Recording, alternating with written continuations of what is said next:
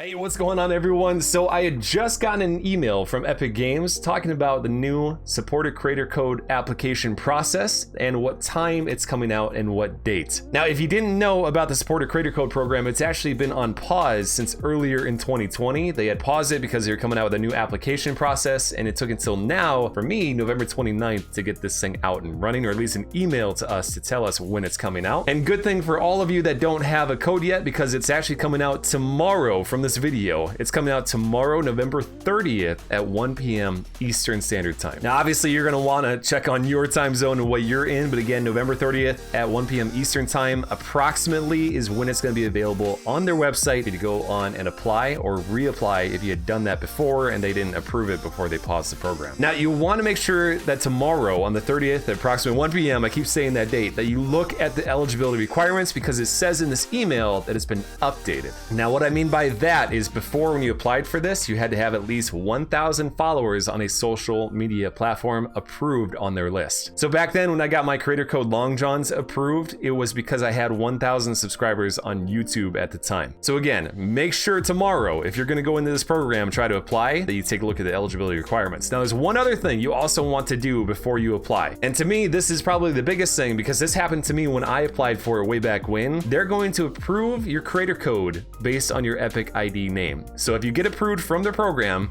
and you have an Epic ID name, whatever it is that you don't like, that's what your creator code is going to be. So make sure you update your Epic ID name before you apply for this creator code. Now, I'll give you an example. For me, back when I got my code a couple years ago, whenever it was, my creator code was my Epic ID name back then. I'd reached out to, on Twitter, Fortnite support, and they were able to update it to just LongJohns. Because before it had like a dash and all that stuff in it. Now it's just LongJohns. So I don't know if they're going to do that this time around or if you just have to get it right before you apply. So again, just wanted to cover the basis on this email because that is really the most important part, was the time and date and what you need to do before you applied, which is read the guidelines and then also update your Epic ID to what you want it to be if you get approved for the program. So if you do, congratulations, more power to you. I hope everybody uses your code. If you'd like to support me though, use creator code LongJohns. Appreciate the support, guys. Until next time, we'll see you out there.